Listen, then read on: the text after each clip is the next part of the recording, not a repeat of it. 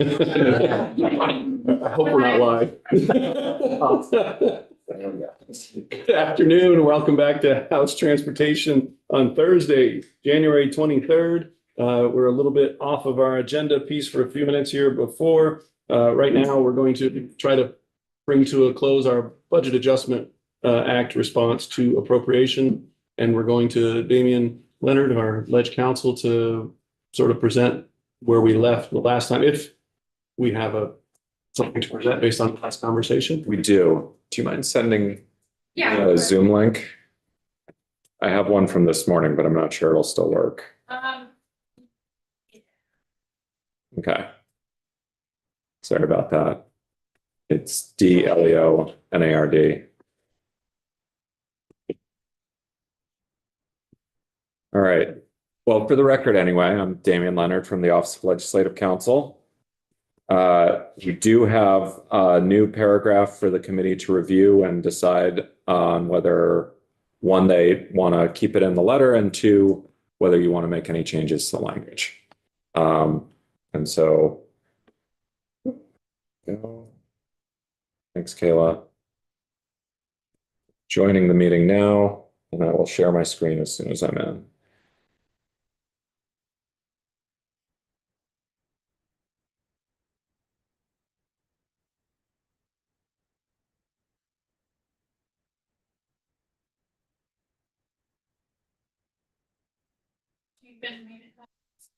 Great, thank you so much. There we go. Perfect. So the new paragraph for consideration states that the committee has deep concerns regarding pending reductions in public transportation service and cuts to existing routes, which will significantly impact public transportation dependent Vermonters. The Agency of Transportation provided testimony to the committee regarding its efforts to identify opportunities for greater efficiency within the state's public transportation systems. The committee hopes that through those efforts, the Agency of Transportation, working together with public transit agencies, will identify opportunities to prevent the pending service reductions and cuts within the existing appropriation. So no new money is recommended, just hoping for additional efficiency to prevent cuts and service reductions. Representative. I pause a little bit on the word hope. Could we say directs or asks, just something So, a little bit more? We could say directs or asks. The important thing to remember is this is a letter to the chair of House Appropriations.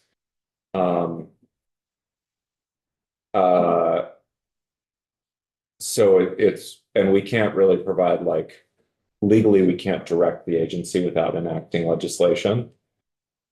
We can strongly encourage. Asks, Yeah. I keep on, I think about that phrase, hope is not a method, like, I'm gonna get anywhere, we're hoping for something, but. Yeah. Yeah, we can use a different word there. There's nothing that ties us to that word. Trying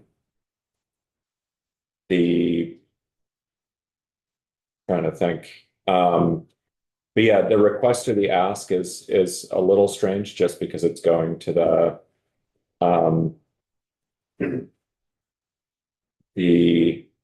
chair of the House Appropriations Committee instead of to the Secretary of Transportation. Yeah, we're not communicating with the Agency of Transportation directly. Yeah. I can understand the concern, but That's something that they would do if they put it in B here. They're gonna write it the way they want to write it. Right. I think that this is more about the sediment, and I think the sediment is, I think it's pretty clear. Yeah, I mean, you could always encourage the Appropriations Committee to take steps as it, take any steps that it deems appropriate to facilitate those efforts. That would be, so you would write, we encourage the House Committee on Appropriations to take any steps that it deems appropriate to help facilitate those efforts. Okay, I'm seeing a lot of nodding heads. Any other questions or comments?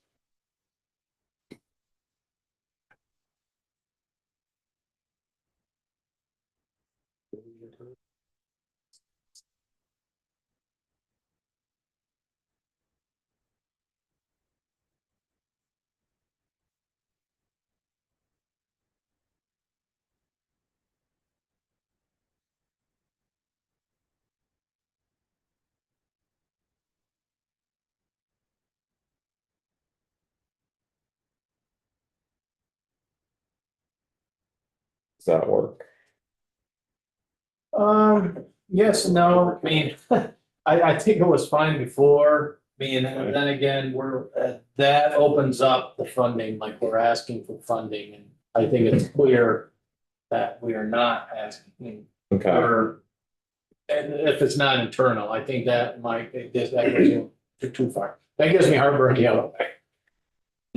So I think it's just leave it as it was. We've But been that's asked to respond Yeah.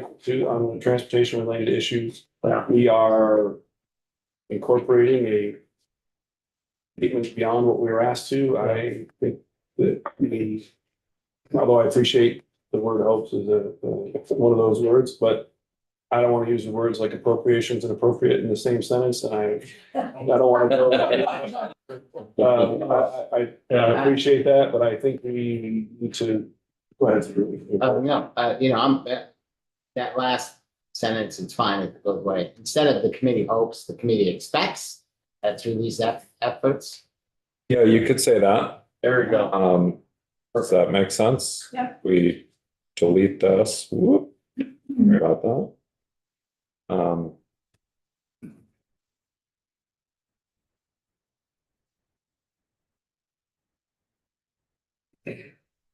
May I ask if Patrick, does working together with public transit agencies, does that cover all of our partners and rural partner, the agencies? Does that, do you have any comment at all on this fees?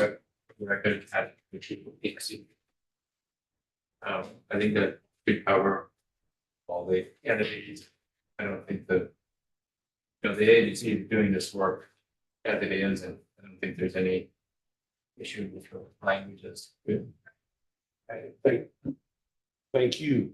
Anybody else have any other comments? So I guess what, we already have the motion to put it in here? Or not, how's that gonna work? Since you, Well, I just directed it. adjourned and then resumed, I would say you might as well put a new motion on the table.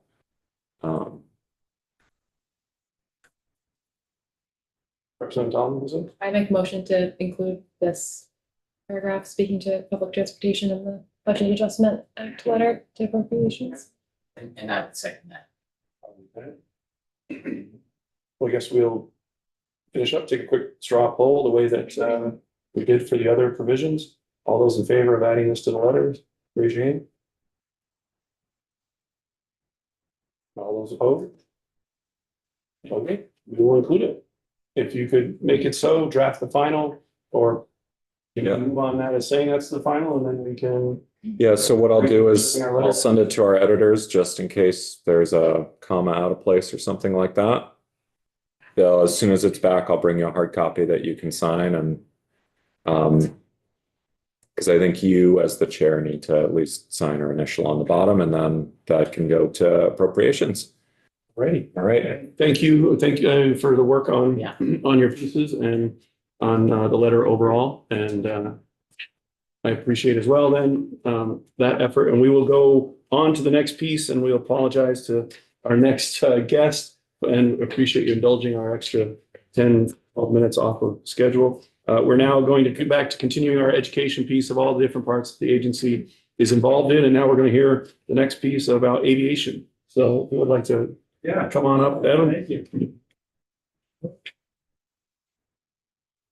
Evan, the UAS manager seems like a new title to me. I'm not familiar with that one. Yeah, so I did notice that after the agenda was published, that's my old position with the agency, which is unmanned aircraft system manager. So my new title is Aviation Program Manager, so sorry for that discrepancy on the agenda. We'll make a note of that It's one. very well. Can you repeat your new Yeah, Aviation Program Manager. aviation?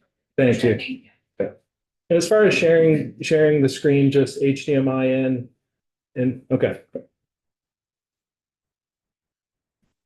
See if I can get this pulled up.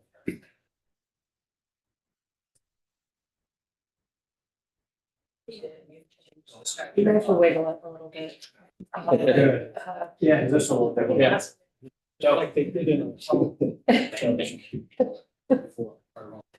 Maybe. When we're in between is a good time or on this. Screen sharing was disabled. The alternative is that you would Before we just start? the meeting. Join the Zoom. Okay, while we're getting that, I'm Yeah, gonna interrupt you for a second, Evan, while we're iterating that, we're gonna have we're gonna ask, welcome Michelle to join the committee for a second. I'll just do it briefly from the side. Representative Corcoran had a great question, which I realized didn't get addressed maybe in the secretary's presentation. But for the record, Michelle Boomhauer, Vermont Agency of Transportation, and I'm the Director of Policy Planning and Intermodal Development. And intermodal development includes our rail, aviation, and public transit functions. And as many of you know who have been with the committee before, probably 8 or so years ago, we merged the rail division and the aviation division into one bureau. And Dan DeLibrary has been the director for that bureau since that time. And with some new responsibilities Dan is taking on, which he covered a bit yesterday when he was in, and some sort of changes and evolution as it relates to our aviation program. I think we all know that the aviation industry is changing a lot, and unmanned aircraft systems, not to mention other types of advanced air mobility, things you might think of beta, electrification of aircraft, that sort of thing. So there's just some changes on the horizon. We finished a lot of really big projects at airports. We still have a few coming, but we decided it was a good time to transition the program sort of back into two areas under the direction of two individual directors. And so we were pleased to be able to have Evan, who's been with the program, and you'll hear from him in a minute, accept the offer to take on the aviation program. And we have a group of project managers who have done rail and aviation projects, and we've split them apart a bit, but there's still a lot of cross coordination that will be happening in those project managers. So other than that, everything remains the same, but I realized we hadn't had a chance to talk about that yet. So You're not Dan. So that's all I had to say, Mr. Chairman. I don't know if there's any questions before Evan's presentation. yeah, apologies for the technical delay here. I'm sorry. Yeah, Let me know. Thank you for the Thank you. clarification. Yeah. We're happy to have you here anytime. Did you receive the link? via email. So I did not in my inbox, however, yeah, Kayla, I did get it. Hold on, sorry, real quick.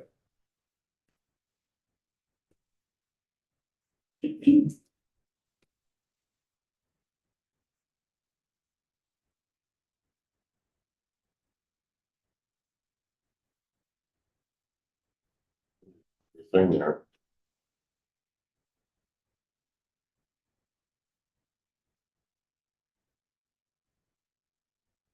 Yeah. Oh. Okay. Up there. You can get on the floor and it's cold.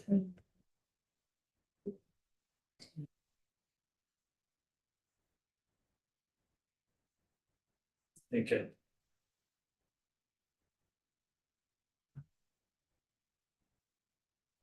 You're trying to connect the Wi-Fi. No, I'm on Wi-Fi. I'm jumping in right now. We have some trouble with that. You're just going. Okay.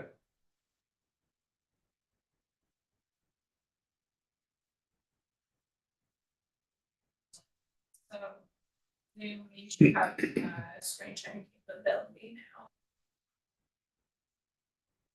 Okay.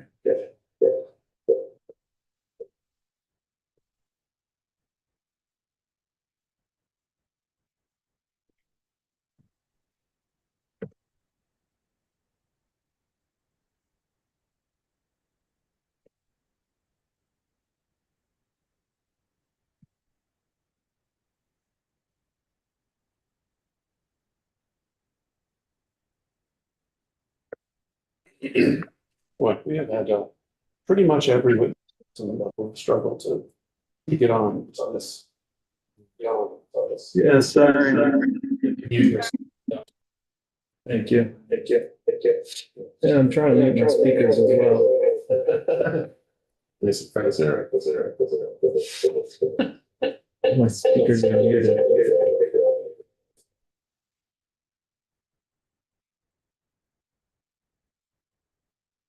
I should do the hard shit work. Maybe it's like a turn.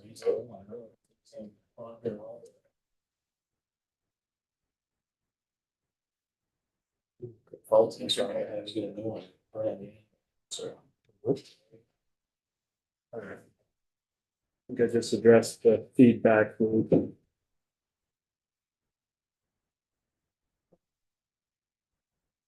Kayla, just to confirm, if I turn my audio off on the computer, this audio will capture the presentation. Okay, perfect. All right, and let me share the screen now. Sorry, everyone, I'm getting there.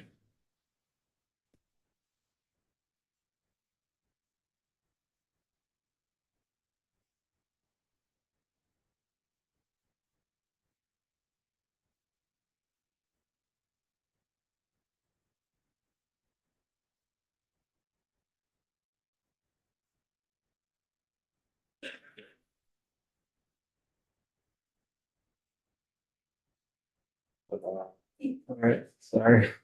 All right.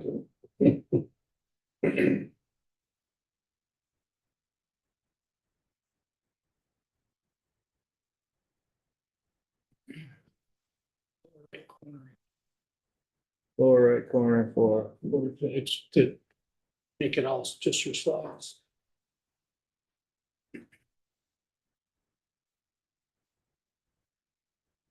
I was trying to get it into a presenter mode. Anybody have any tips? If not, I think Didn't it's someone like say from bottom the beginning at the top left. okay.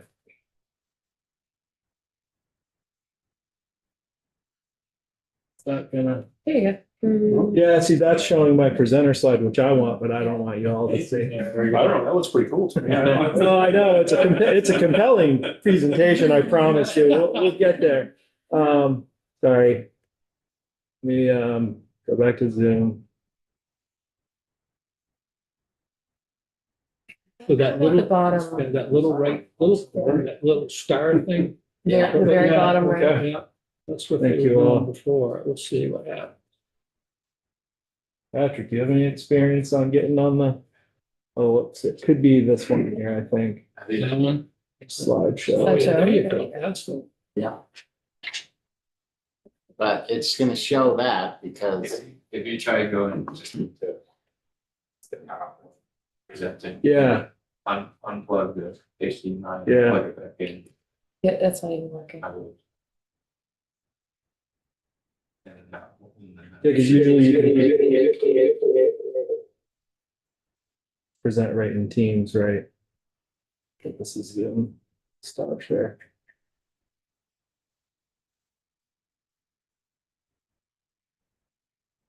it's gonna show what's on your screen. So if you're asking it to see your notes too, it's Yeah. gonna show that. You Yeah. can't have one showing that. Right. Yeah, usually with HDMI, it'll like split it out, so that's okay.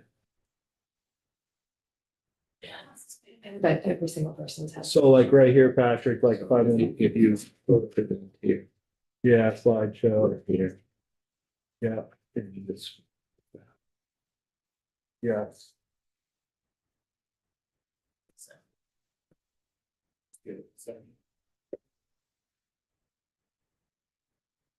This one, screen sharing was disabled. That might hang us up. It's okay.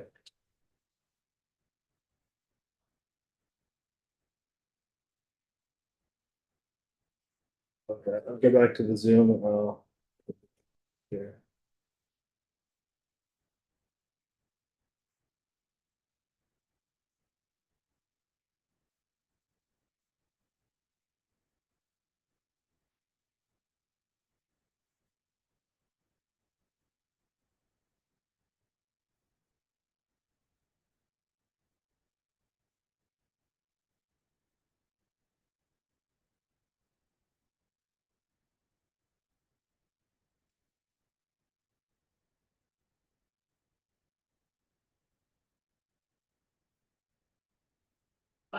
Nice. Okay. All right, here we go. Alrighty. So thank you for bearing with me. I'd like to introduce myself again, Evan Robinson. I'm the Aviation Program Manager at the Agency of Transportation. As Michelle mentioned in the intro earlier, I am new to this role. I jumped on board in December. So I'm going to do my best to answer all your questions. And if I'm not able to answer them, I may lean on Michelle a little bit. And if we need to get back on any details that I don't have right now, we'll make sure to do so. So thanks again for making the time to hear about our program. And without further ado, I'll What are we looking at? move on. Yeah, no, thank you. All right, I'm glad you pointed that out. Let me minimize this here, sorry. Yeah. Yep. We are looking at, this is Hartness Airport in Springfield, Vermont. This is our longest runway out of our one of our 10 state airports. It's just in a really nice setting in Springfield. And the video, although it be a little choppy, you noticed was actually taken by our UAS program. I'll touch on that a lot later. So thanks again for having us. So a little bit about our airports. For those who don't know or aren't aware, we do own and operate 10 state airports from north, south, east to west. Those on this slide are indicated with the green icons. We have Franklin County Airport in Highgate, Northeast Kingdom International in Coventry, John H. Boylan in Island Pond. That's a grass airport that isn't maintained and is not in the federal airport system, which I'll touch on in a coming slide. We have Caledonia County in Lyndonville, Morrisville Stowe in Morristown, EF Knapp in Berlin, Middlebury and East Middlebury, Vermont, Rutland, Southern Vermont, which is in North Clarendon, Hartness in Springfield, and William H. Morris in Bennington.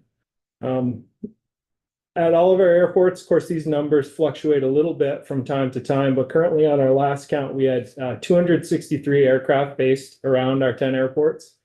We have over 10, I believe the number is actually 12 at last count. Businesses that are based on our airport that are contributing to the communities and the nationwide aviation industry.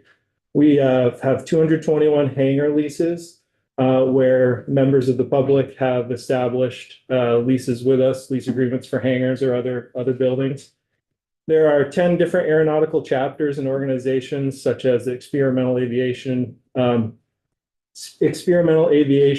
Administration and other nonprofits that support aviation in the community. We have 6 fixed base operators. You may hear as we go through an FBO. A fixed base operator is a business that's established on our airports that provides services to incoming and outgoing aircraft. They provide fuel, they provide tie-down services, preheating aircraft in the wintertime, moving them in and out of hangars, et cetera. Maintenance, some of them offer flight instruction. It's choose your own adventure with FBOs, but overall, those are the larger established businesses at some of our airports. And none of this would be possible without the commitment from our current 19 aviation staff members. We have a really dedicated team that works often out of sight, behind the fence to make sure our airports and facilities are maintained to a supreme standard. Moving along, this is a snapshot of airports that are included in the FAA's NIPIAS system, and these are all of the airports in the country that receive federal funding to keep the lights on. Essentially, the FAA is the group responsible largely for providing states and different airports with the ability to work on projects and improve the facilities. Yeah. Just a quick question. Sure. Thanks. The private airports that are on here. Yeah. What connection does the state have or who controls them, if there are controls? Yeah, so you see they're privately owned public use airports.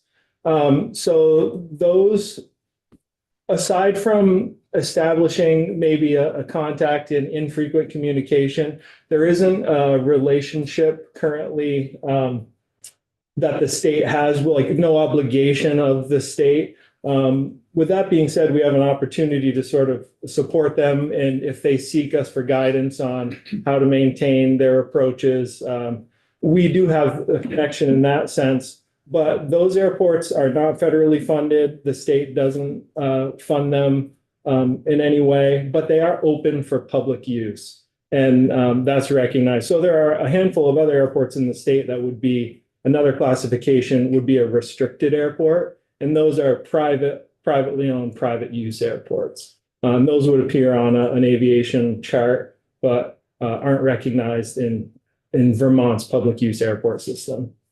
Does that answer your I question? think so. So can any of the public use any of those? Yeah. Yeah. Yeah. Yeah, any of the public can use that at any time. There are airport to airport different restrictions in hours of operation and, unattended. We could get into the weeds, but overarching, yeah, public use at any time. Those state funds are going there then. Oh, correct. Thank you. Yep. Representative Wells? The Boylan Yeah. Airport, that's a grass track. How much business does that get? How much traffic does that get? We don't currently have a way to measure that directly. Like we don't have like a counter there of any type, or we don't have a way to monitor. It is an unattended airport, so we don't have a member there aside from some odds and ends maintenance projects. So we don't have a good gauge on that. I could look further into seeing if there's any published numbers on that, but for a small strip that's unattended, it's hard to gauge that. Now we do have there are 3 hangars there, and we have leases on those hangars. So people are based out of that airport. And just sort of anecdotally, when I'm in the area in the summertime, I definitely do observe airplanes flying in and out of there. And we find that a lot of folks who are based at Caledonia County or at Northeast Kingdom International use that as a quiet place to practice their landings. It's really popular with tail dragger pilots, which is an airplane with the landing gear in the front and one wheel in the back. They can get a little squirrely on the pavement. So they really like to have that grass strip for training. Yeah. So we have some really non-negotiable priorities within the aviation program, first being safety.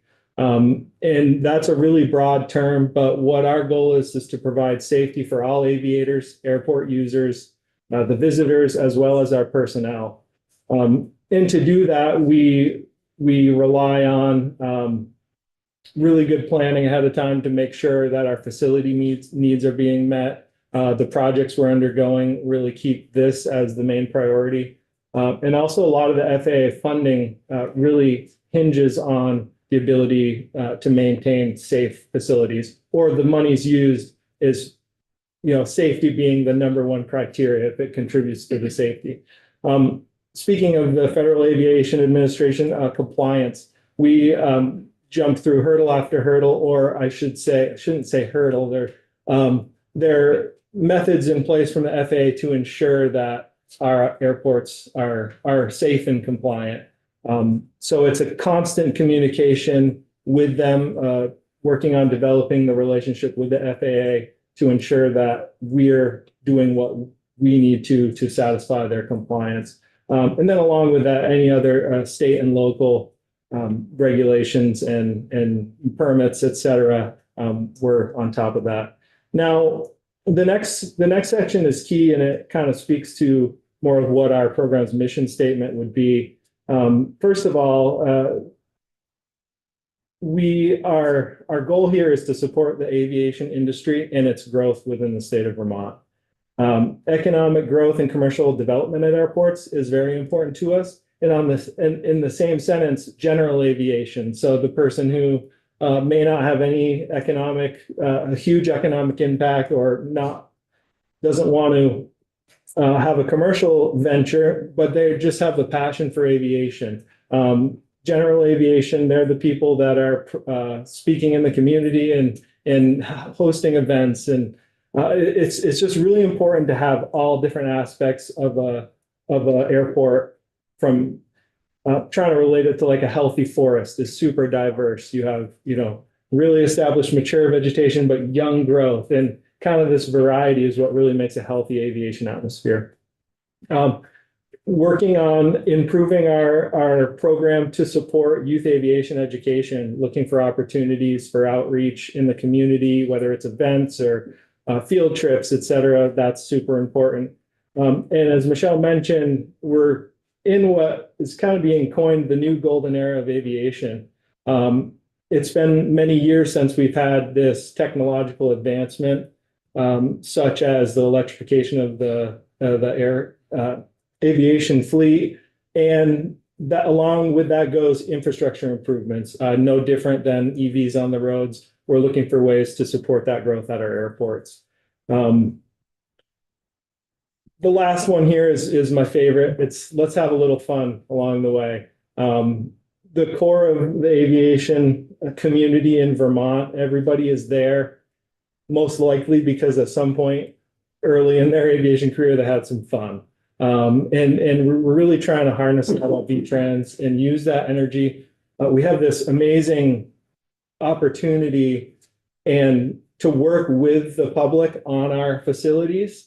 That's really unique, managing those partnerships. So working as a state entity alongside the aviation public is of utmost importance for us.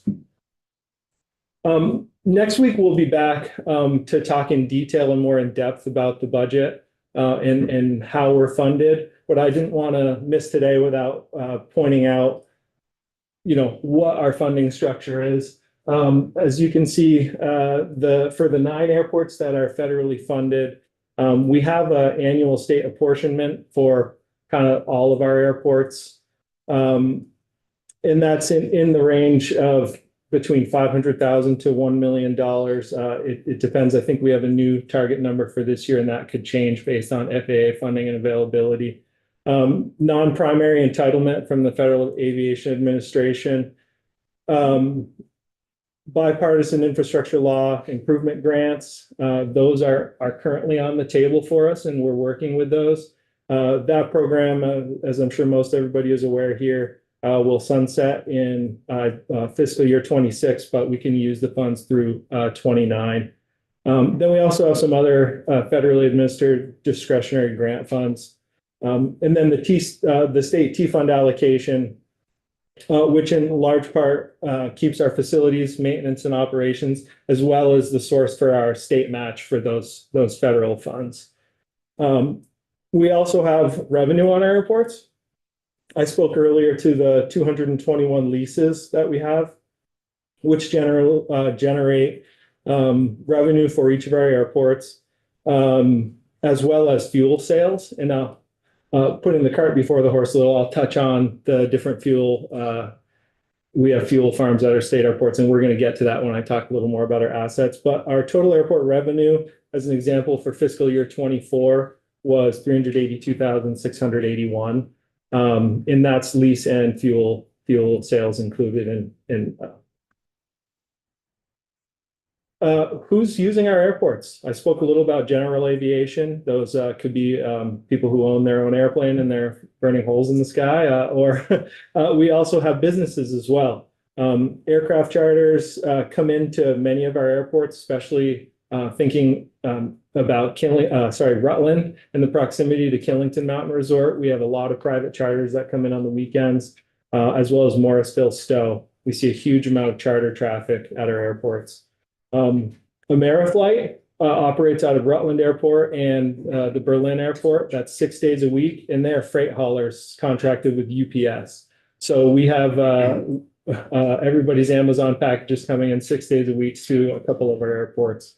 Air ambulance, we have volunteers that will, around the state, will fly people who may need to visit a big city for a medical appointment and they don't have the means. There's some groups that are working out of our airports where pilots will volunteer their time and their airplane to get people to where they want to go. On a similar note, like dog rescue, we have groups in our state that will fly to the south and bring rescue dogs up from through various nonprofits. I actually spoke with a pilot that was going on a dog rescue flight this weekend out of Caledonia County.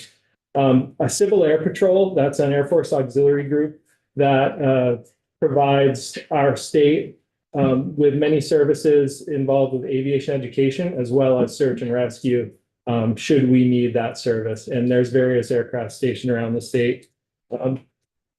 We have military training flights very often. I was at Caledonia yesterday and we had a National Guard helicopter working the pattern there. So that's a very frequent application, as well as folks learning to fly. Events.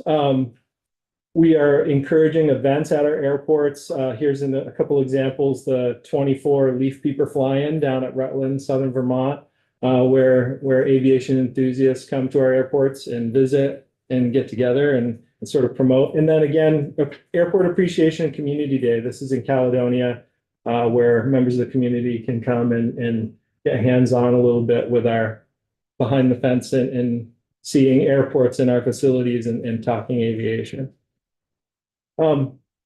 Airports by the numbers. Out of all of our airports, we have 14 runways. So not every airport just has one runway. Multiple of our airports have two, and one is generally longer and is aligned with the prevailing winds. And then we have what's called a crosswind runway, which is somewhat perpendicular to the main runway.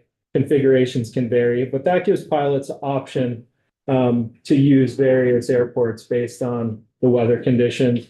It also is handy when we're working on airport projects. We may have to close one runway down to work on it. It gives us the ability to keep our facilities open. 26 taxiways. Taxiways are the lanes that are used off the runway for airports to navigate around. 9 aprons. Aprons are the large paved areas where airplanes can tie down. It's kind of like the parking lot for our airports. Runway safety area, we maintain 270 acres. That's in direct, very close. It's like a buffer zone off of our runways that's maintained to a higher standard to ensure that if airplanes run off over the end, off the side, that they're ideally in a condition that won't have really negative impacts if the airplane goes off. All sorts of other things. We have 23 gates. Security is a huge priority for us. It goes along with the safety, maintaining safe airport environment. So we have automated gates with pin pad entry to reduce the possibility of folks who aren't supposed to be there, keeping our airport safe. 9 terminal buildings. We have 8 snow removal equipment buildings. That's the air. Are we asking questions now or? Yeah, any time. Okay. Yeah. So the 8 snow removal equipment buildings, we have the Rutland Airport. And Yes. our understanding is the building that they put the snow equipment in isn't big enough to house machine. Yeah. And they were supposed to be working on it to actually get a new building or increase Yeah. the size of the building. Do you know where we are on that? I have heard, I'm aware of that, and I'm aware that that was talked about. I have not personally had the opportunity to reassess where the aviation program is in regards to that. But we work really closely with our facilities group at AOT. And I know they were the group that had sort of maybe come up with a design or a price estimate. And I do have an upcoming, as part of my outreach in this new role, we are looking at priorities for aviation facilities, and I'm aware that the snow removal equipment in Rutland, that building Yeah, 'cause it's needs outside. new, yeah. So the answer to that question is that will be on the list to discuss with our facilities, and I'll be able to understand in the very short term what our priorities are and how we're going to get some of these projects done. Okay. Does that answer your question? Yeah. Yeah. If you have any further information, Yeah. reach back out. Okay, yeah, we'll do, absolutely. Cheers. Yeah. Okay. Thank you very much. Yeah, of course. So 8 snow removal equipment buildings, 9 terminals, and we actually own a house that is at Island Pond. And the person who rents that house from us at Island Pond, one of the opportunities they have for a reduced rental rate is to mow our grass runway up there. So that's been an arrangement that that has worked up there for us.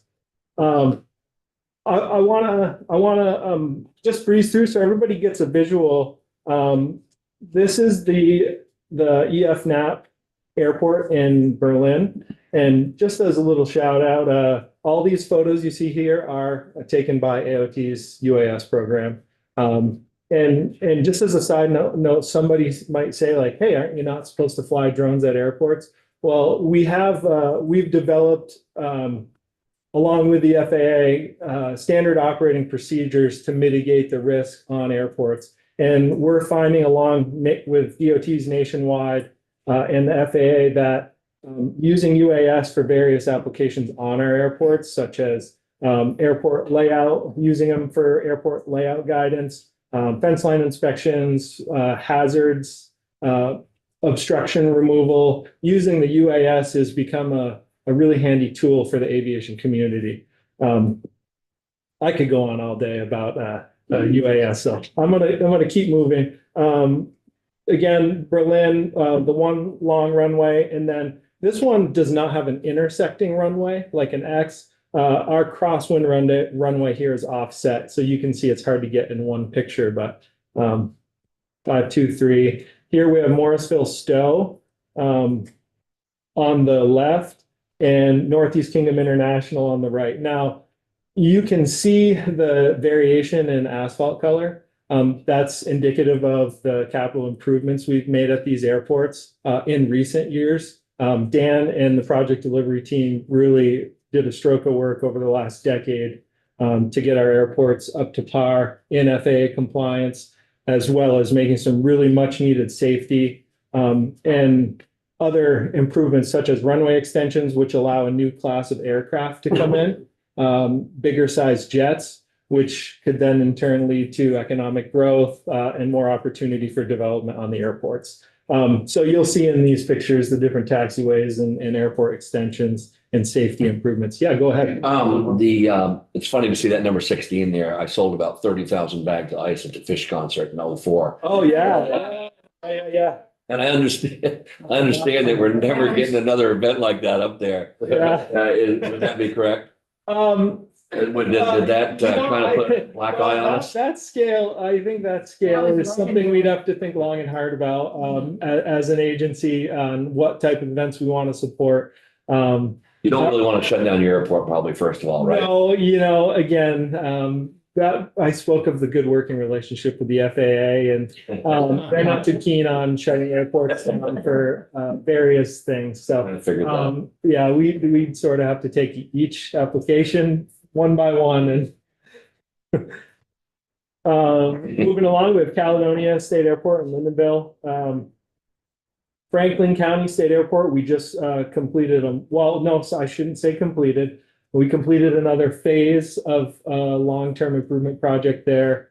Most recently, the runway extension along, we also widened the runway there. So we've put a lot of investment around our airports, and you're seeing sort of the fruits of that in these updated photos. Yeah, go ahead. What's the 20 mean and what's the 36 mean? Oh, no, I'm very glad that you mentioned that. So all of our runways have numbers on them. And the alignment of the runway is that's the magnetic direction in degrees. So for example, this one's easy because we're right aligned with it. Runway 36 at Franklin County. If an airport were to be landing on runway 36 or departing runway 36, and their nose was right on the center line of that runway, their compass, would indicate 360 degrees. Cool. And vice versa. So every runway is the opposite in degrees. So heading south, it's 18 for 180. And then, you know, if your runway, for example, at Caledonia County on the left here is runway 0220. So heading north, you're at 020 degrees. Heading south, you're at 200 degrees. They're always 180 degrees apart. I was wondering what those numbers meant. Yeah. And so 523 in Springfield, that's, you know, runway 5 is northeast. And 23 is a southwest runway. Yeah. Good question. Oh, sorry, I skipped along though. Here's the layout for Bennington on the left. As you can see, runway, parallel taxiway, Hartness in Springfield. A couple years ago, didn't we have to clear a lot of Trees and. trees from that airport in order to? Yeah. Middlebury? No. Oh, Bennington, yeah, Yeah. Woodstock Hill, yeah, it was Yeah. like an 18-acre cut, yeah. Right. Yeah. To the That left. happened. It's actually would be like behind the view of this picture, like over the right shoulder of the camera. So it would be heading northwest out of Bennington. No. Yeah. And Middlebury State Airport in East Middlebury. Now, interesting note, Middlebury is not a lighted facility. So we don't have night operations out of Middlebury. And same for John H. Boyle and then Island Pond. So you're gonna use a flashlight for that. Hey, You're entirely, so they certainly don't have lights. yeah. Yes, they don't see it. Yeah, it's the house is, sorry, it's right there. And then we have 3 hangars, like I said there, so. And in the winter, it's not closed, but it's not monitored or maintained. So at their own risk, pilots may use that as a ski flying destination as well. I get on Airbnb or Vrbo or anything like that? No? Can you get one up there? No, just joking. Can you- Oh, yeah. Yeah, I know. On the airport. Price, Yeah. please. And then, last but not least here, we have Rutland Southern Vermont Regional Airport in North Clarendon. Most folks call it the Rutland Airport. This is out of our 10 airports. This is the one that we have with a Part 139 designation. Essentially that it's held to a bit of a higher standard, so we are able to host scheduled air traffic into that airport. And I'll mention a little more later here, but we do have Cape Air that runs out of there 2 times a day, 365 days a year, with flights from Rutland to Burlington. Three. Okay, yes, thank you In for that. Boston. Yeah, so, yeah. Is a control person? No, there? so this is a non-towered airport. So we don't have any air traffic control facilities in the state aside from at Burlington, which is municipally run. So all of our airports are in, I shouldn't say all, I don't want to get into the weeds too far. Most of our airports are in what we call uncontrolled airspace, meaning pilots are the ones that are responsible for seeing and avoiding other aircraft and following the procedures necessary to get safely in and out of that airport. So this one here in particular does have scheduled flight traffic, but it does not have any air traffic control aside from being guided into the airport. When it gets close to a proximity and below a certain altitude, it would cease any communication with air traffic control. Our controlling facility for the whole state is Boston Center. And that's a facility actually out of Nashua, New Hampshire that monitors in-flight traffic across the state. So for the aircraft flying into Rutland Regional, such as Cape Air, if they need guidance to get near it, they would use that service. But then as they descend and approach into the area, pilots use what's called a common traffic advisory frequency. And that's where they announce their intentions or state their location and sort of self-regulate for safe operation in and out. Representative Wells? How long are those runways? You just added a lot of footage to the one over in St. Albans, right? Yeah, we did. I believe Franklin County is, I would have to cross-check in the vicinity in Franklin County of 4,000 feet. And I believe in Rutland in the vicinity of 5,000 feet. I would have to, I don't know all my How big a stats. bird can you land on 5,000 feet of tar? I would have to get back to you on the weight limitation Okay. for that. But Rutland is hosting like very, very large executive jets like Globals, and it's sort of the big class of all the jets. They can't land like at 727 or something though, right? That may They can be, get that. yeah, I don't, Representative Keating? Yeah, excuse me, but I was on the transportation committee when we did a lot of this for the chamber. And when that was put in, 737s can land. Okay. Oh, So yeah, they can, I mean, they don't, but they can. yeah, It was a good In break. emergency. sure. Well, it's got Doppler, it's got the same, pardon me, it's got the same ceilings as Albany. But my question is, Yeah. with the 3-acre rule, how's that affecting your management of these sites? The 3-acre rule. All right, so there we go. Water on. Oh, You gotta have, you have 3 acres of impervious surfaces, and there's quite a few regulations and anyway, I'll let it lie then. okay. Michelle, do you have any comment? Yeah. Yeah, for the record, Michelle Boomhauer, Agency of Transportation. So we are required to comply with the stormwater rule. And I can't, off the top of my head, I can't recall if the fee structure is the same for the state as it is for commercial entities. So we can get back to you on that. But yeah, we have a stormwater permit, and every time we want to put up a new hangar and create more impervious surface, we need to get amendment to our permit. Really quick, I know we're pushing time here. Rutland, we have some engineering feats with at one time one of the largest retaining walls in the region, I believe, on the south end, and we actually have a system essentially like a runaway truck ramp that we maintain and had to install there to ensure safety for the jets. We also have Index A firefighting equipment on the airfield that Rutland City comes in and staffs if emergency is called in. Assets, we have weather observation systems, box lights, visual guidance for pilots, lighted runways, windsocks, segmented circles, and fuel farms. A huge economic driver on our airports, having the ability to offer both Jet A and 100 low lead fuel, one being for turbine, one being for piston driven aircraft. And our staff is responsible, along with the FBOs, for monthly fuel quality monitoring, as well as daily fuel farm inspections.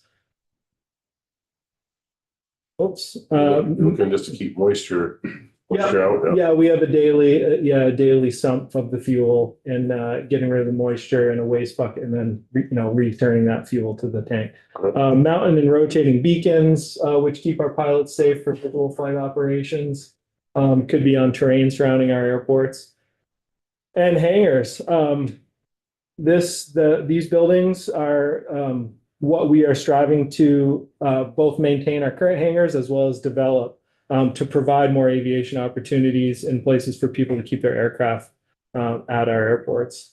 And in that same note, we, over the last several years as a group, have conducted a big effort in response to Act 78 to provide a statewide master partial permitting for our hangars. And now that's in full, the operational stormwater permits for predetermined locations. This is an example of these predetermined footprints at Rutland Airport of varying square footages. And then we've been able to partially provide the Act 250 process ahead of time. The goal is to front load the work to make it more streamlined for developers on our airports. And we're almost done that effort. We have small portions remaining in both Rutland and Bennington that are sort of like this month, next month, where depending on findings, we may have that completed, so to speak. And that's been a big undertaking. Yeah, go ahead. How much is jet fuel a gallon? On average, $6 a gallon right now. And that's right in the, for what, in Morrisville, we just opened our Jet A fuel pump there and we did some market research around and came in right at the average. It was more expensive in Burlington, a little cheaper down south, I think, but for central Vermont, 6 was going right. And the Thanks. feedback we've received is that was right where folks expected it to Competitive, be. yeah. Yep. What octane's that? That's like a diesel-based Oh, so fuel. it's Yeah, CNG. Jet A, yeah. Okay. I'm gonna breeze through some of this, but we have lots of equipment to maintain our airports that not everybody gets to see. We have snow blowers, we have sweepers, we have large angle plows, we have snow box blades, sweepers, and I will say that all of the equipment is used regularly. As you can see here, and the basis of our winter operations, the majority of what our folks are working on is snow removal. Even dusting of snow has a huge impact to the safety of our airports. I have a video. I don't know if we have time for it today. I'm gonna keep going. I would like to make available to the committee some videos we've created as a group to make sure you understand what we do at our airports. And I will make sure to follow up so everybody can watch those on when they have time. Now, pavement maintenance is huge. As everybody knows, we're always fighting conditions, no different on the airports. Yearly, we maintain some of those FAA funds we spoke about are dedicated to update and improve. It could be crack sealing, paint, refreshing paint. It's a special airfield paint that has reflective capabilities, right, for higher visibility. And then for bigger scale capital improvements, we work with the FAA to identify large scale rehabs or full depth reconstructions. Electric chargers in the future technology, we will be looking aggressively to look for ways to make our infrastructure more robust and accommodating to the new era of aviation. Developing local and nationwide partnerships and utilizing our resources in neighboring states to identify what improvements make sense based on the current status of the advanced air mobility revolution.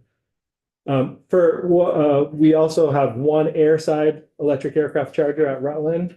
And in that same project, they funded EV chargers at our Rutland facility land side, which would be on the not airfield side of the fence. Has it been used? Yeah, it has been used. All right. Yeah, That's for beta. yeah, that was through Beta, yeah. So that was their proprietary charger. But that's for cars or for?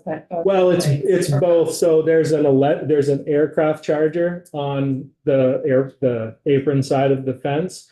In the same project, they also ran chargers that are accessible in the parking lot down there that are utilized very frequently. So the aircraft one's been used? The Oh, aircraft yeah, air- yeah. So this is actually at the charge. The picture of the Beta aircraft there is probably the charger's either just to the left or on the other side of it, but that's where the aircraft would pull up to charge. Yeah, it has been used. Well, Yeah. Come on. Oh, sorry. So, this committee went last year to beta Oh, and actually yeah. toured it, so. Yes. It's pretty. Yes. You know, if you've been there, you're Yes. right there. I wouldn't skate them. you guys hop in the plane? They're doing a tour on Monday, Why? so if anyone will be nearby and interested. So. I would- have Where's that? Fascinating. In South Burlington. Yeah. I would encourage, I've been there once, outside of my role at AOT, and it's pretty spectacular. They're doing really great things. But in this position and with the program, I believe there'll be opportunities in the future, for working together, to sort of advance what they're after in Vermont. How much we're This is the last slide here. behind schedule. Yeah, no, sorry about that. Yeah. We've had technical difficulties in every presentation. Okay, all right, and last but not least, the UAS program. Part I was looking forward to.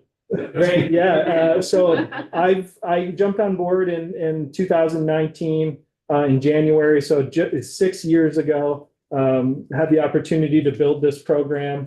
up, and we've learned a lot, we've grown a lot, and we've become really, really great at providing AOT with UAS-based data, photo, videos, and other sensor data. For first and foremost, the creation of the program was to support emergency response documentation and situational awareness during the floods. And I'd say floods for an emergency event, but the flooding has been so relevant. And the last 2 summers, of course, have really, we've proven our mettle in providing that information to the agency, as well as other state agencies, municipalities, and public safety groups across the state. Other uses on a daily basis: infrastructure, facility assets, public outreach, and getting folks in. It's a really good gateway for aviation education. We found it's really accessible. We have 4 pilots currently on staff. We've leveraged aviation experience within the aviation group, and we're really big on interagency collaboration. That's something that I'm really proud of in Vermont. We work really closely with public agencies, private groups such as University of Vermont, Vermont State Police, and municipal law enforcement and firefighting groups.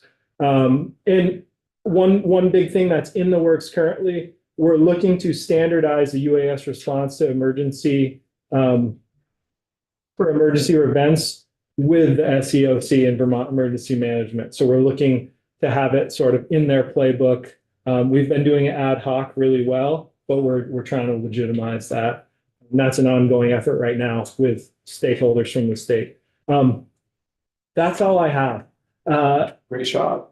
Yes, yes, yes. Fly over. Real quick, Can I Representative. say a really quick thing? We, as a little transportation committee history, somebody on our committee sat right there, Janice Peasley, who was a pilot. Yeah, Did you know her? yeah, I did. And she Yeah. had an amazing experience. What was it? Brendan went out. She has a She plane- a plane Andrew with went a out and lion. she had somebody from the ground glide her in. I mean, Yeah. it was amazing. She was pretty Yeah. incredible.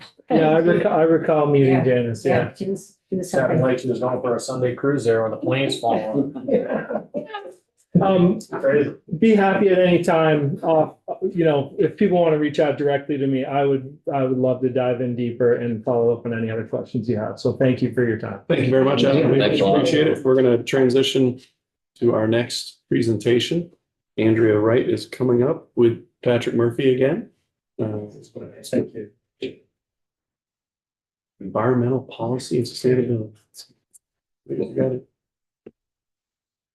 Check those here.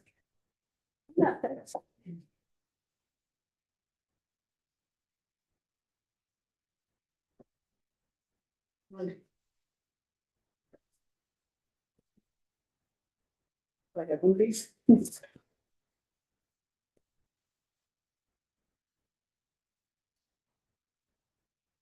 Thank you very much, Evan. Thank you all again. Thank you.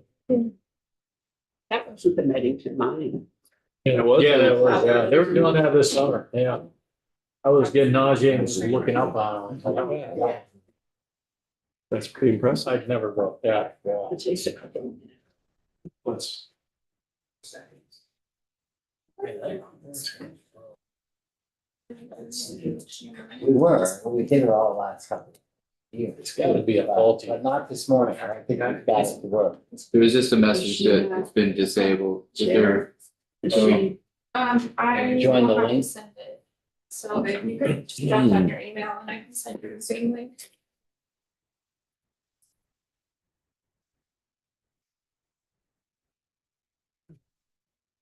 It's amazing.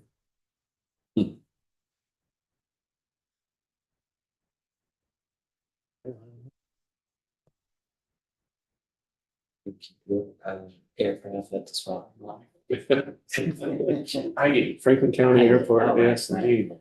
Well, it certainly, should the air business expand, it looks like we have plenty of open spaces around all those airports for plenty of Yeah. additional, development and whatnot. Shit over in Franklin, cancer. They had big concerts out there. They used to. Rumor has it. Yeah. Grateful Dead was there twice. Yeah. I'm sure Phil was there. Traffic was packed up about and, All the way to St. Albans. yes. People- Oh, St. Albans, but where? We have an industrial park around the one in Rutland. And part of the issue with FAA is the height of the buildings relative to where you're coming in. Fish, So we that's had that concert when people parked limited. along 91. We had Did three you or go? four lots all ready to go. Red Wed. Yeah, But we Fish didn't. hired me for that. No, because of height. It's- I had a the trouble is non-profit, with my, I whoever worked in did the radio planning, and they didn't They understand. used our radio station as the Bunnies, which that you is can't a have a building central at the end of the location to runway. broadcast out where With people the could park. expansion of the Franklin You had a County- town of 1,000 people, 85,000 people in there. So So they rented our whole we get, station and I applied for a permit as a vendor from Fish and I had a nonprofit number because I had basketball camps. And so they gave me 40,000 bags of ice. I sold, I had a 35-man crew. We sold 30,000 bags. I still had 10,000 bags left. And then they gave me a small percentage of it. I didn't get much, a few $1,000s. They made out on that because we were getting $3 a bag and it was 20 years ago. So ice was $1.50 a bag. So they did. Is it a they hot did- day? It would rain for 2 days and I was on the tarmac on that 16. The other 9 ice vendors were on the grass and it rained for 2 days. I was the only one somewhat dry. And then it came out hot for 2 days and we sold like almost 30,000 bags of ice. A once in a lifetime. Yeah, once in a Never, lifetime. never happened again up there. Did you save the leftovers and put it in your freezer? I traded them for food and I had a bunch of people from Kentucky. They brought a bar up there and I traded their whole bar and the girls made my staff. I had 36 staff. Yeah. Yeah, and they fed us and made cocktails and it was a fun time. Used your ice to make them, right? Sure. I just give, people wanted ice. It was hot, it was summer. And so it was a commodity. It was like cash Oh, yeah. for 4 days. Stop, so. That's, That's a little bigger. yeah. I must have bought some ice from you, Ken. You were I there? must have bought some ice from I you. was on that 16. A good time had by all. It's a wild one. It was. I know. When they started fires up. Were they the original one? Yeah. The original one. Yeah. Hold on. I think her sister. Oh, sisters. Brother and sister. My brother was there. Really? Yeah. He said he didn't have the time. Well, it was so hard to get there, you know, they had lots Oh, of, yeah. it was raining, you know, they weren't prepared.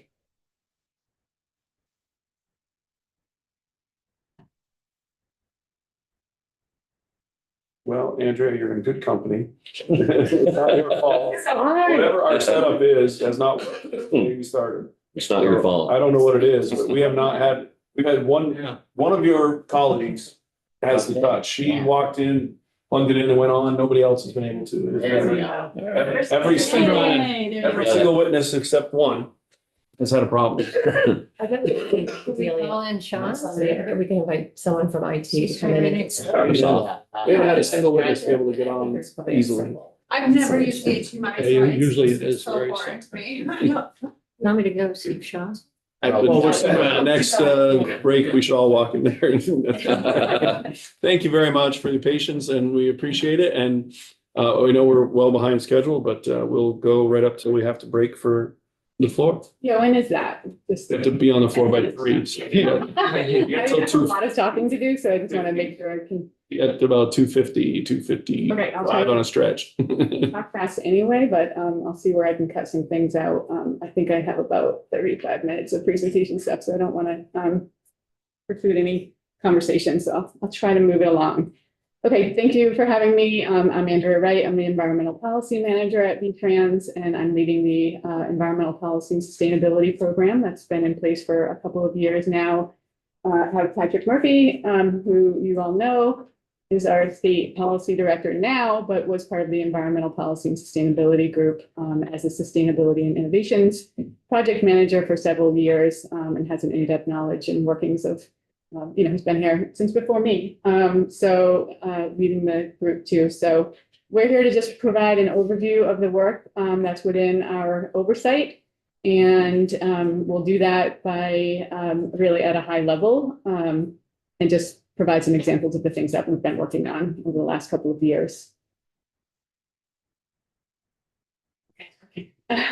Before I get into the detail of what our program is doing, I do want to just kind of set the stage for how our agency looks at environment overall.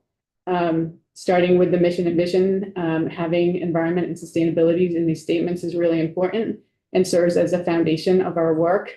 We've got what we refer to as the 4 pillars of environment throughout the agency. So that first pillar, I'll call it the first, is our group in environmental policy and sustainability within the policy planning and intermodal development division. We're obviously going to talk much more about what we're up to, but shift my screen a little bit here. In the highway division, we have sort of 2 more pillars of environment. In the Project Delivery Bureau, we have an environmental program that is responsible for making sure that our activities and our projects avoid, minimize, and mitigate the impacts. And so they're really looking at getting the state and federal permits required from the impacts of our projects. So they have cultural resources staff, they have natural resources staff, they have stormwater permitting staff. They deal with NEPA permitting through the federal requirements for that, a landscape architect. So a gamut of staff working with by far the largest part of our environmental group, our pillars. And then also in highway, we have construction. We have a environmental compliance person in construction. So they're really looking at what is included in the construction contracts for permitting, and then making sure that those requirements that are in the permits are followed through in construction. And then if the contractor wants to do anything different, making sure that those changes don't require any permit amendments. And if they do, making sure that they're in place before the contractor does the work. And then we have in our maintenance and fleet division, the pollution prevention and compliance group, and they're really overseeing some of the longer term types of permitting compliance that we have. Sometimes we'd have an Act 250 permit that has ongoing permit requirements, so they might be responsible for overseeing those permit requirements. And then primarily they are looking at our stormwater compliance efforts and plans and development for that. So flow restoration plans, phosphorus control plans. You might hear from Jen Callahan, who oversees that work. And then they also address our pesticide program. So they're responsible for overseeing that. So today, of course, we're focusing on the environmental policy and sustainability group. As I mentioned, it's in policy planning and intermodal development division. We report directly to Director Boomhauer. We have 5 full-time staff for the last going on 2 years. And then we almost always have a temporary position, a legislative intern that is sort of serving as the eyes and ears in this building throughout the session and helping us stay on top of what's going on in other committees and this committee.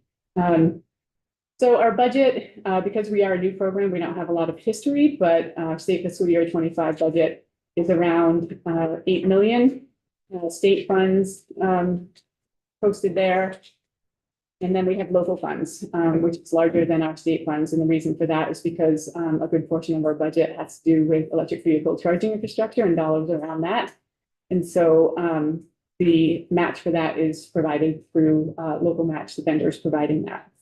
So that's looks a little different than some other programs that you might see.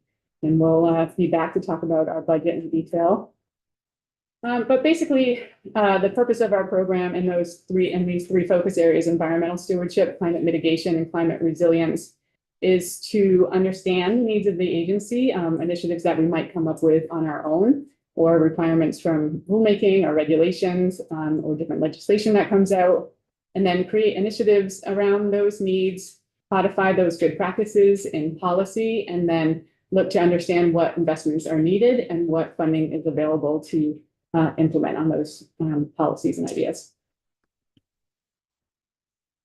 So just quickly, my next 3 slides, just breaking down what is entailed in environmental stewardship, climate mitigation, and climate resilience. In terms of environmental stewardship, we're looking at interagency coordination. We have in our group play a big role as a liaison, not only amongst the 4 pillars that I talked about, but also with other state agencies looking for areas where we could have permit efficiency, working on sticky project permitting, that sort of thing. So serving as a liaison for that, developing MOUs and formalizing partnerships amongst different organizations and agencies, working on legislation and permitting pertaining to sort of the gamut of general environmental topics, which we think of as Act 250, water quality, wetlands, vegetation management, contaminated soils, road ecology, which we also refer to as ecological connectivity, or more fondly known as critter crossings, how animals get across our infrastructure. So that's, just supporting the policy around those and working closely, especially with our PDB, Project Delivery Bureau environmental group on those initiatives. Climate mitigation is a big focus of our group. Of course, we have our electric vehicle incentives programs and electric vehicle charging infrastructure programs. We submitted a report last week on our EVSE and the goals around that and our progress towards meeting those goals. We will be submitting a report next week on our incentives programs and be happy. We have some more detail about those in this presentation, but would be happy to come in and talk to whatever extent you want to on those reports that we submit. Carbon reduction strategies, we're looking primarily at projects and programs that help to reduce vehicle miles traveled. So bike ped infrastructure, working with our transit group, working within our own agency for vehicle efficiencies and transition to EVs and supporting municipalities to do the same. Energy efficiency. We are looking at ways our facilities use energy and how they could use alternative sources of energy. So working with our facilities group on that. We also support the Public Service Department in reviewing the transportation aspects of municipal energy plans. We support the Climate Action Plan and the Comprehensive Energy Plan. We have several members of our staff that serve either as co-chairs or staff members on several different subcommittees of the Vermont Climate Council, working on recommendations for the rewrite of the Climate Action Plan that is due in July of this year. And then we have some interagency organization that we do around this too. Our staff is involved in a lot of different committees. One in particular is the Interagency Advisory Board to the Climate Action Office. There's a bunch of different state agencies that are on that, making sure that we're coordinated around our efforts on climate. And then we have an EVSE, electric vehicle charging working group with ACCD, BGS, Public Service Department, and ANR, these are natural resources. So for climate resilience, another focus of our group, I'll get more into the details, but we've developed a resilience improvement plan for the implementation of relevant IIJA funds.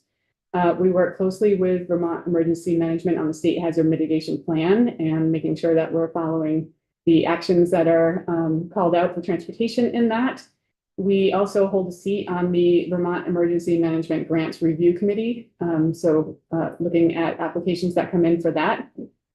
We are overseeing several different projects that we've received FEMA grants ourselves on. We're the lead on the Transportation Resilience Planning Tool. Amy mentioned that yesterday, sort of a brainchild from their group. So we're responsible for sort of shepherding that now that it's in place. We provide education on that, the use of that.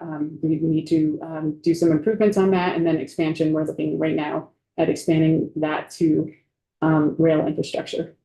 And then we also are looking at ways we can use alternative, I'll say alternative, but different solutions, nature-based solutions that we aren't, super in the practice of using, but wondering how we can use our natural environment around us to help support resilience of our own infrastructure.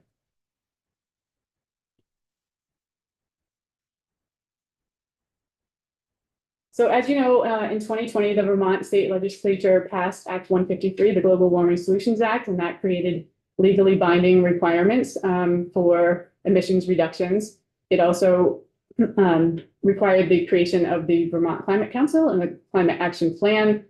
And one significant thing that they did right at the beginning of their work was define or call for sectoral proportionality. And so at the time, the Council was in place and the climate action plan was developed, transportation was responsible for 40% of the emissions, and so we are responsible for reducing 40% of the reductions too. So we've got the Climate Council. The Climate Council created subcommittees. Subcommittees created pathways, strategies, and actions to those strategies and actions to support these transportation pathways. And a lot of these things are in alignment with programs that VTrans already has in place. So those are a lot of the things that we're working on. Climate Action Plan was accompanied by a pathways analysis report, which modeled mitigation scenarios that were consistent with those pathway strategies and actions that were recommended to reach the Global Warming Solution Act requirements. So these are indicators for transportation, including different targets for the number of EVs, vehicle miles traveled, reductions, charging infrastructure. So again, close alignment with a lot of the programs that VTrans implements. Patrick shared this slide a little bit earlier this week. Primary focus for VTrans, and especially for the Environmental Policy and Sustainability Program, has been the transition to EVs and our electric vehicle incentive programs. So this is just a list of our programs. Again, you saw this earlier, but just showing the related funding authorized for each program, as well as how some of the funds were repurposed from one program to another through different reallocations and from previous authorizations. But just the total amount being a little over $27 million that we've invested. All of our programs are income-based with greater incentives going to lower income brackets. And then we have been given some leeway through legislative changes and authority within those to increase the effectiveness of the programs for those lower incomes and for achieving the greatest greenhouse gas emissions from providing greater incentives for all electric vehicles. And what's the 27+ million over what time frame? 5 years? Yeah, from the start of the BEV program. Sorry, Patrick Murphy, Agency of Transportation, from the end of 2019 until now. Thank you very much. And we will follow up on Representative Brooks' request the other day. Yes. It will summarize sort of when that funding was later in. Yeah, we provide a table. I think is the easiest way to show that.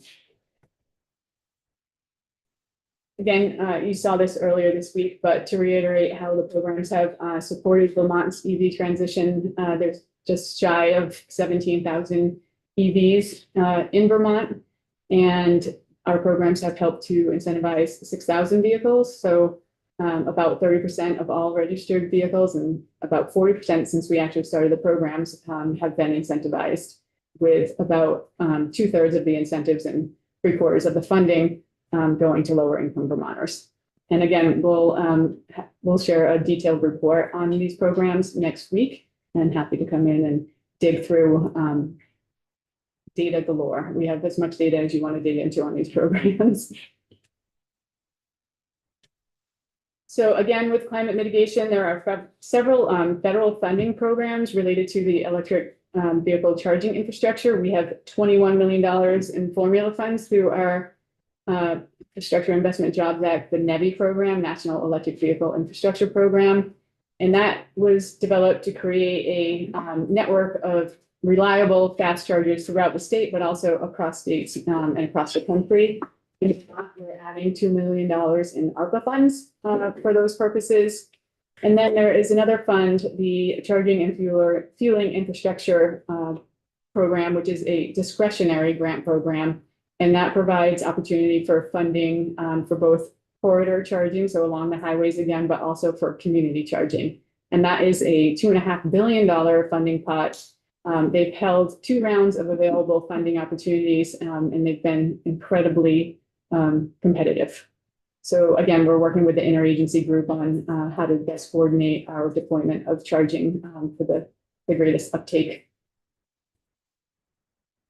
Our first priority is to build out the corridor network. The NEVI program requires that chargers be located every 50 miles along alternative fuel corridors and within 1 mile of the corridor exit. Our NEVI plan calls for 15 priority locations. Our first NEVI compliant site is in Bradford, and that was completed in April.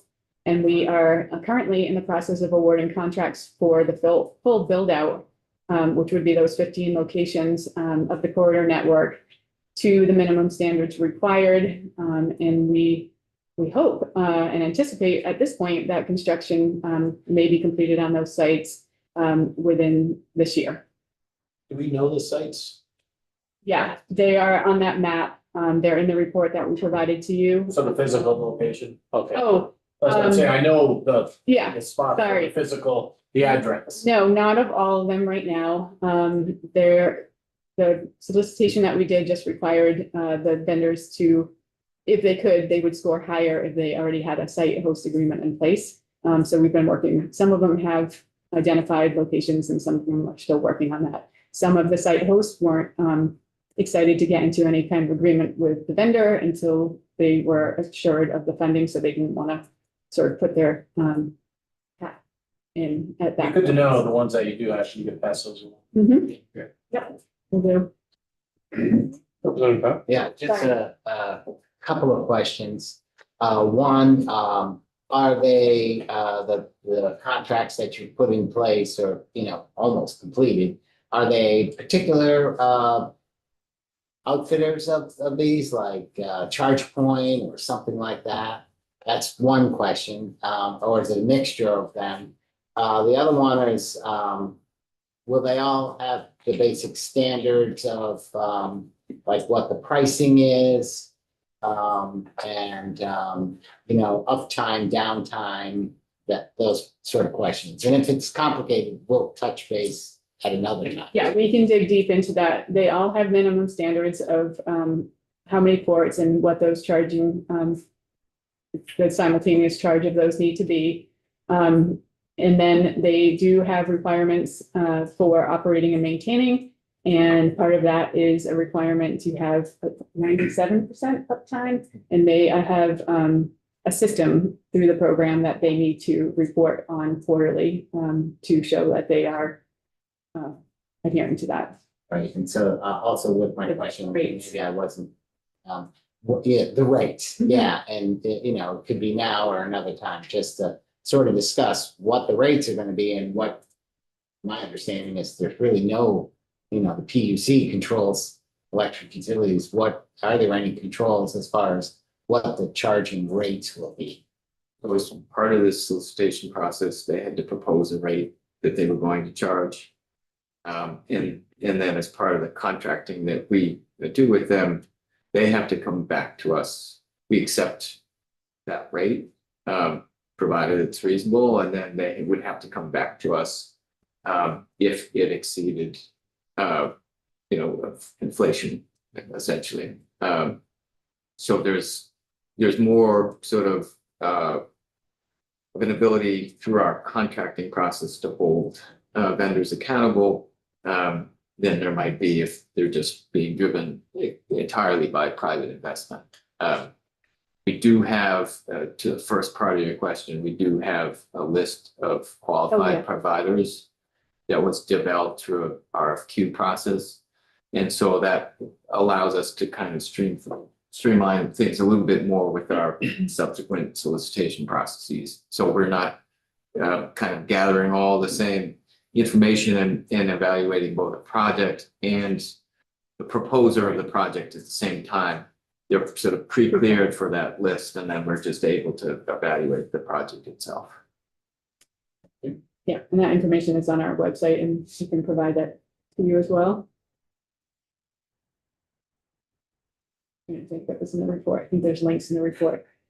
The second priority for charging is to further build out the corridor network beyond what NEVI considers. The state has sort of a more strict or 25 mile instead of the 50 mile in NEVI, it's 25 mile for our state goals. So that's sort of after we get fully built out of our network and meet those NEVI requirements, we would be looking to further build out that corridor network. and then support and enhance community charging. And this is where some of the charging and fueling infrastructure and discretionary grants come from. So we will likely have some additional funds if NEVI continues. We will have funds from that we can put towards that. We have some carbon reduction program funds that can go to that. There's the other opportunity through the charging and fueling infrastructure program as well.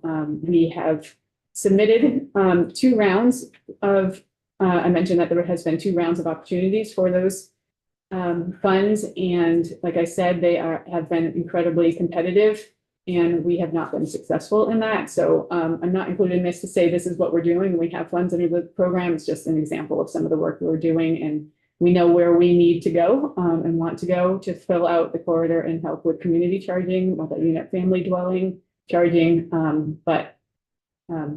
Yeah, we'll need to do a little figuring on how we're going to cover that with costs.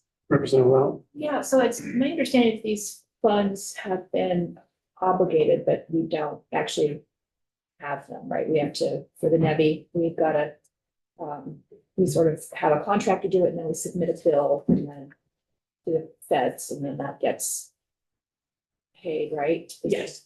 Yeah. There's a couple of things there. Each one of these IIJA programs that we're overseeing is a little different. So for the NEVI, we have to submit an annual plan, and that approval of the plan triggers the federal highway to apportion the funds to us for that fiscal year. And so, yes, then we enter into contracts with the entities that are going to install them, and they will be invoicing for materials and the. So I just read that Trump is intending to claw this back. Do we have, I don't want to put you on the spot, and this is a, moving target, but Yeah. I'm sure you guys have anticipated, different scenarios to, just what, where this is so important for helping us, make these things more, accessible. Yes, these funds, the way they stand now, have, we're trying to determine what obligation is, because that's the sort of trigger. And so we're working with our federal highways, looking at that executive order. Yes, it's been an interesting week. Looking at that executive order and what it means for NEVI as well as the other programs, and what it means for timing of our work, and trying to get that out and just working with AASHTO, other state DOTs to figure out how everybody is approaching this, but there aren't any answers right now. Yeah. Thanks. A little bit off the top, but watching the corridor piece, and we've got Route 9, Route 4, 89, 2, and the northern border connection between Franklin County over J Peak and back over to the other side doesn't make it onto the corridor plan. Not, this we cross. We use the Lamoille Valley Rail Trail. There's not a corridor that connects, since it's connected east-west on the southern and the middle and the central, and we don't connect a corridor on the northern portion of economic driver between Newport and Franklin County, St. Albans, with JP. It's up there. A few others up in that area. Anyway, it's just a noticeable corridor gap. I don't know who defines or how the program defines corridors, but we tied it east-west everywhere else except at the top, for whatever that's worth. Main drag up there?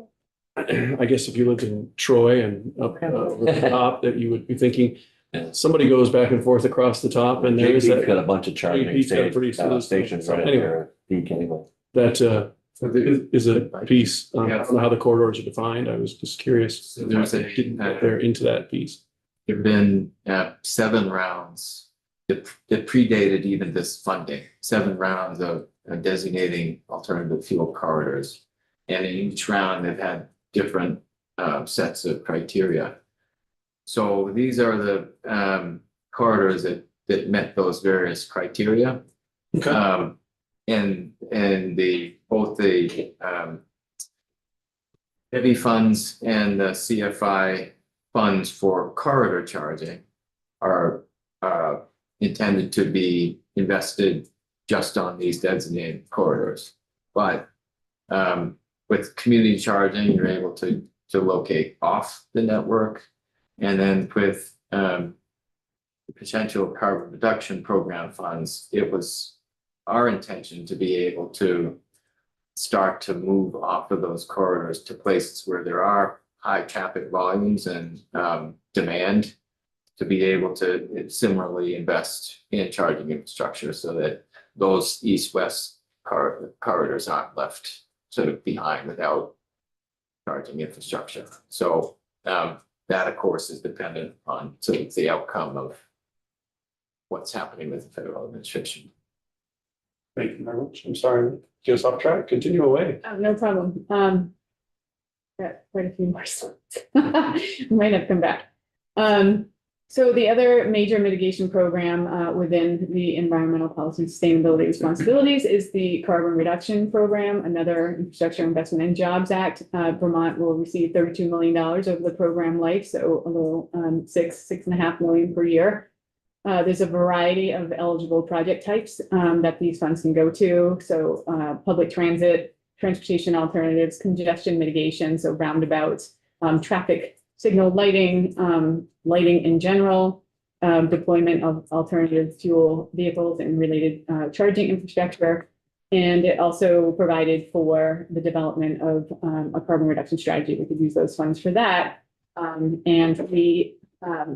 It is a requirement to have a carbon reduction strategy. It was not a requirement to have a carbon reduction strategy in place before we got the funds, so a little different than the NEVI program. But we did spend the better part of a year developing our carbon reduction strategy. We provided a report, I think it was last year, on both the carbon reduction strategy and the resilience improvement plan that has been approved. And I will take the next few slides to walk you through the process on that. Some of you have seen some of these slides, but basically to develop the strategy, we started with a baseline forecast, understanding where we are with our emissions, and considered what policies were already in place, included that in the baseline. So that includes the rules on advanced clean cars 2 and advanced clean trucks. We needed to understand how our programming could affect greenhouse gas emissions. We weren't sure if that would mean going up or going down. A lot of states are creating, their infrastructure is creating higher greenhouse gas emissions. We wanted to understand the gap that would then exist between what our capital programming could do for greenhouse gas reductions and what the requirements of the Global Warming Solutions Act were, and then look at the available scenarios of strategies that we could implement that would support the greatest reduction towards the requirements of the Global Warming Solutions Act. So we did some modeling.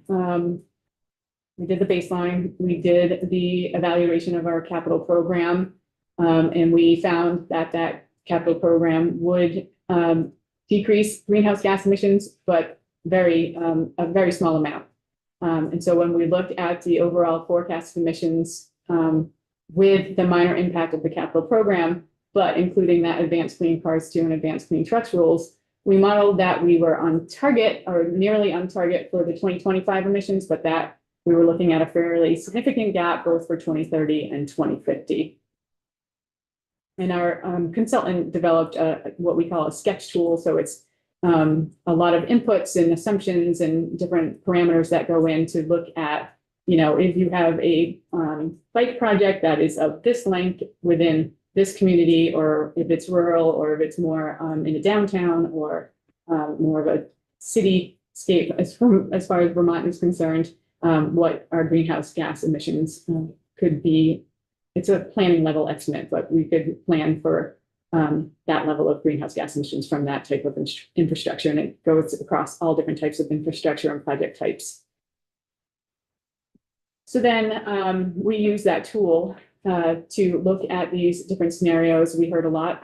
We had a pretty robust stakeholder and public engagement process with this. So learning from what they wanted to see and what we had available to us, different strategies were modeled, and this is what it shows, basically leading us to the conclusion that there would still be a gap, even by implementing different project types, different regulations, and looking at a variety of different scenarios to bring down greenhouse gas emissions, that there still would be a gap remaining.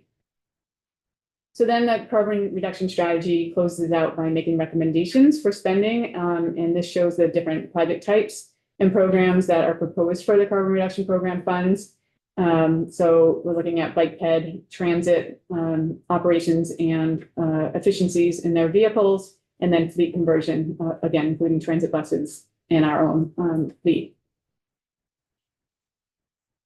And this is the funding that has been planned for allocations to date. We allocated $4 million for bike ped infrastructure during the 2024 grant round last year. We awarded a little over $2 million and are planning to carry that remaining funds forward to the next round. We also allocated $3 million for the Mobility and Transportation Innovations Grant Program last year and awarded a little over $1 million for that using carbon reduction program funds. We had called for $4 million to go to transit electrification. 1.1 million of that was repurposed through the T-bill last year to go to V-Trans fleet electrification. And then we have planned that $2.5 million may go towards public fleet electrification and further electric vehicle charging infrastructure build out. Yes. Just as for an example of the bike and ped infrastructure, there was 4 million for authorized last year's budget. You provided 2 million. Is it because there were no grants or because of the timing, or is it an attempt really just to make sure you spread out the funding? No, it was, so we added 4 million or potential 4 million to supplement the dollars that the program already got. And we reviewed the applications and we didn't feel like there was enough applications that really supported the intent of these program funds. So it was 3 projects that we came up with, the Ninja Path in Bennington, moving towards that. Most importantly. Yeah, a project in Middlebury and a project in Williston that we felt would really serve the intent of these funds and get people to actually get out of their vehicles and replace vehicle miles. Yeah, it's not just bike and ped infrastructure. There, and that program, you know, those projects were covered through the regular program funds, so it's more of a safety focus in providing access for kids to get from school to the library or those types of things. So that additional 2 million will be still there for another round of grant applications. Is that true? That is the plan right now with what's going on with the executive orders, and we're just trying to understand how quickly we need to move these funds. So we may need to pivot from what we have planned. Thank you. Molly, do you have Yeah, just the, and were you getting to it, mobility and transportation? For 3 million, that's all. Yes. I understand that there's been about $1 million spent so far, is that right? Yes. And what were those projects, or can I look them up?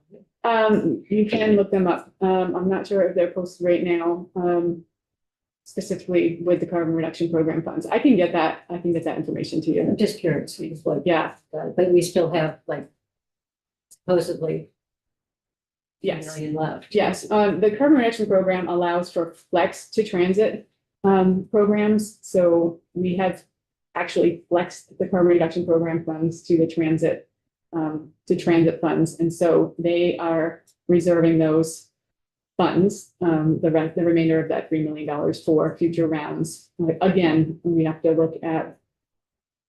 So that couldn't go to like transit gaps, and that would have to go to a specific project, right? Right now, my understanding, you can talk to Ross more about this, but my understanding is that they will stay for the MTI program in future rounds. Okay.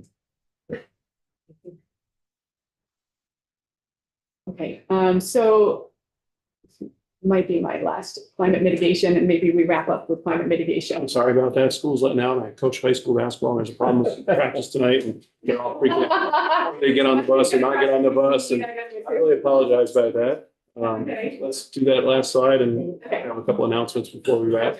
Great. So really quickly, just some research and analyses that our group is involved in for climate mitigation. There was a smart growth study in collaboration with the Agency Community and Commerce Development to understand how the built environment can impact a reduction in VMT and greenhouse gas reductions.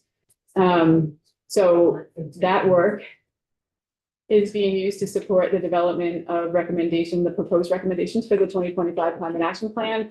And it also, the findings of that report definitely support measures taken under Act 181, the Act 250 changes that focus on land use changes and trying to condense development where in existing areas. And so we have a greater chance of getting sidewalks and getting transit and having people shift to those different modes. We also have, we're conducting some research right now with UVM to understand better the efficacy of our incentive programs. Right now, we make some assumptions that if somebody gets an electric vehicle or a plug-in hybrid vehicle, that they use it in this way. And we're just digging a little bit deeper into some existing data that we have through registration and inspections to really fine tune that and understand that better. So that if we do continue these programs, we might make some recommended changes based on that. And then finally, you all provided in legislation last year as a recommendation that came from the Vermont Climate Council because of that recognized gap that we noticed from the carbon reduction strategy to the requirements, that there was a need to do some further analysis on a transportation carbon policy. And so the legislation from the T-bill last year required the Agency of Natural Resources and VTrans to partner with the treasurer to look at the potential benefits of joining an existing program for a cap and invest, either the Western Climate Initiative or the pending proposed program coming out of New York State. So we have concluded that work. We have a draft report right now. We submitted an interim report in November on that work. The draft report will be shared at the Vermont Climate Council meeting on February 10th, and then the treasurer is due to provide a recommendation on whether or not to join and other recommendations by February 15th. That will be coming to the legislature. Stop there.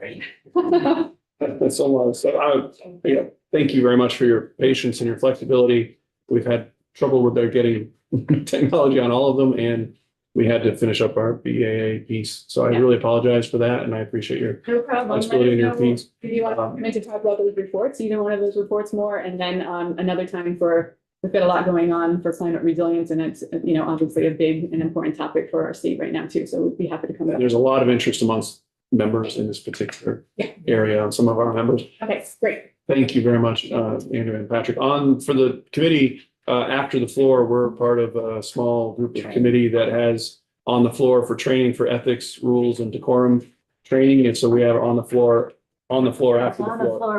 On the floor after the floor, and it's our committee, and I think one or two other committees at the same time. For today, right?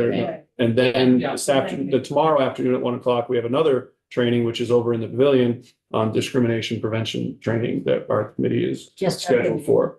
I don't know if that's after the floor. And then the one tomorrow is on the floor or here? I'm understanding this is that it's going to be over at the pavilion at 1:00 tomorrow. We'll be in the pavilion as a committee on the second floor. So we are adjourned.